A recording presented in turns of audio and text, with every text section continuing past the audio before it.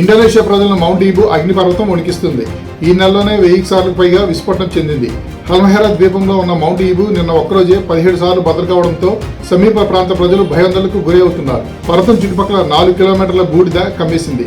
ముందు జాగ్రత్త చర్యల్లో భాగంగా 6 గ్రామాల్లోని 3000 మందిని ఇండోనేషియా ప్రభుత్వం సురక్షిత ప్రాంతాలకు తరలించింది.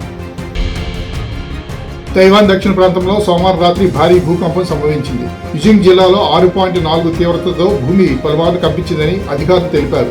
భూకంప తీవ్రతకు భయాందోళన చెందిన ప్రజలు ఇళ్ల నుంచి బయటకు పరుగులు తీశారు. భూకంపం కారణంగా 27 మంది గాయపడ్డారు. భూకంప బాధితుల రక్షణ కోసం రెస్క్యూ చర్యలు తైవాన్ ప్రభుత్వం వేగవంతం చేసింది. కూలిన ఇళ్ల వద్ద సహాయ చర్యలు చేపడుతూ ప్రాణ నష్టం నివారించేందుకు తైవాన్ ప్రభుత్వం అన్ని రకాల చర్యలు తీసుకుంటుంది. కొలంబియా దేశంలోని ఈశాన్య ప్రాంతంలో డజన్ల కొద్దీ ప్రజలను చంపి వేలాది మందిని తమ ఇళ్లను విడిచిపెట్టేటట్టు పారిపోయేలా చేసిన గెరిల్లా దాడుల నేపథ్యంలో దేశంలో అత్యవసర పరిస్థితిని విధిస్తున్నట్లు కొలంబియా అధ్యక్షుడు గుస్తావో పెట్రో ప్రకటించారు. 3 నెలల పాటు కాంగ్రెస్ ఆమోదం లేకుండా అన్ని రకాల చట్టాలు ఆమోదానికి అధ్యక్షునికి కార్యనిర్వాహక శాఖ అనుమతి ఇస్తుంది. ఛత్తీస్గఢ్ ఒడిశా సరిహద్దులో భారీ ఎన్కౌంటర్ జరిగింది. గరియాబంద్ జిల్లాలో జరిగిన ఎదురుకాల్పుల్లో 14 మంది మావోయిస్టులు మృతి చెందారు. మావోయిస్టుల ఏరువేతే లక్ష్యంగా గరియాబంద్ నౌపాడాలో ఛత్తీస్గఢ్ ఒడిశా పోలీసులు సిఆర్పీఎఫ్ సిబ్బందితో కలిసి ఈ ప్రత్యేక ఆపరేషన్ను నిర్వహిస్తున్నారు. భారీ స్థాయిలో ఆయుధాలను స్వాధీనం చేసుకున్నట్లు పోలీసులు తెలిపారు. ఈ ప్రాంతంలో ఇంకా సెర్చ్ ఆపరేషన్ జరుగుతోంది. 1000 మందికి పైగా భద్రతా దళాలు ఈ ఆపరేషన్లో పాల్గొన్నట్లు తెలుస్తుంది. ఈ కాల్పుల్లో మావోయిస్టు కేంద్ర కమిటీ సభ్యుడు జైరామ్ ఎలియాస్ చలపతి మృతి చెందారు.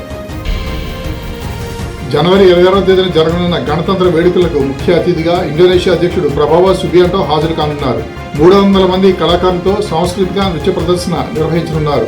వివిధ రాష్ట్రాలు, కేంద్రపాలిత ప్రాంతాలు, కేంద్ర మంత్రిత్వ శాఖలకు చెందిన 31 శకటాలను ప్రదర్శించనున్నారు. 75 ఏళ్ల రాజ్యాంగానికి సంబంధించి 2 ప్రత్యేక శకటాలను కూడా ప్రదర్శించనున్నారు. ఈ వేడుకలకు సంబంధించి విజయ్ చౌక్, కర్తవ్యపథ్, ఇండియా గేట్ వద్ద రిహార్సల్స్ ను నిర్వహిస్తున్నారు. ఈ రోజు రాత్రి ఆకాశంలో ఒక అద్భుతమైన ఖగోళ దృశ్యం కనిపించనుంది. సౌర వ్యవస్థలోని 6 గ్రహాలు అంగారక గ్రహం, బృహస్పతి, యురేనస్, నెప్ట్యూన్, శుక్రుడు, శని ఒకే సరళ రేఖలోకి రానున్నాయి.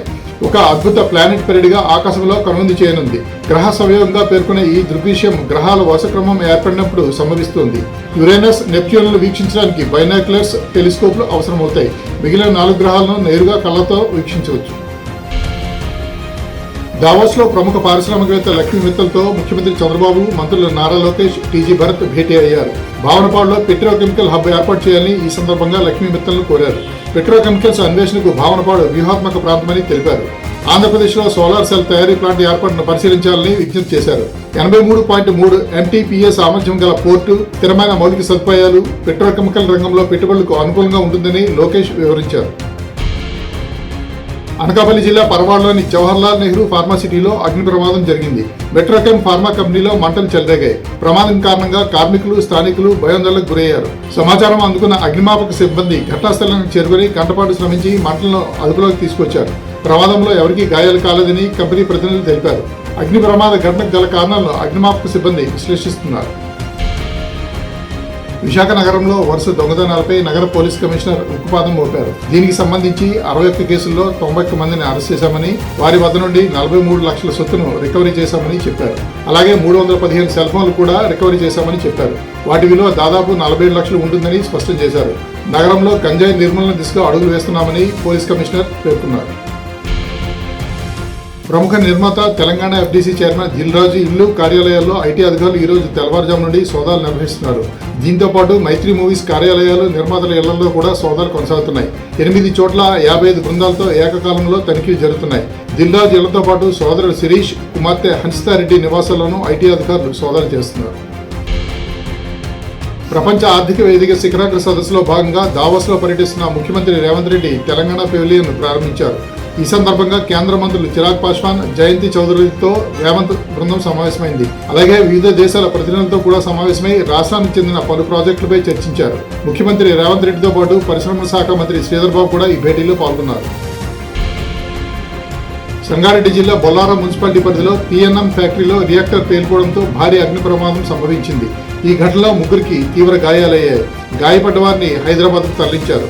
మంటలను అదుపులోకి తీసుకొచ్చేందుకు ఫైర్ సిబ్బంది తీవ్రంగా శ్రమిస్తున్నారు. PNM ఫ్యాక్టరీలో కాస్మెటిక్ ఉత్పత్తులను తయారు చేస్తున్నారు. ప్రమాదానికి గల కారణాలను అగ్నిమాపక సిబ్బంది విశ్లేషిస్తున్నారు.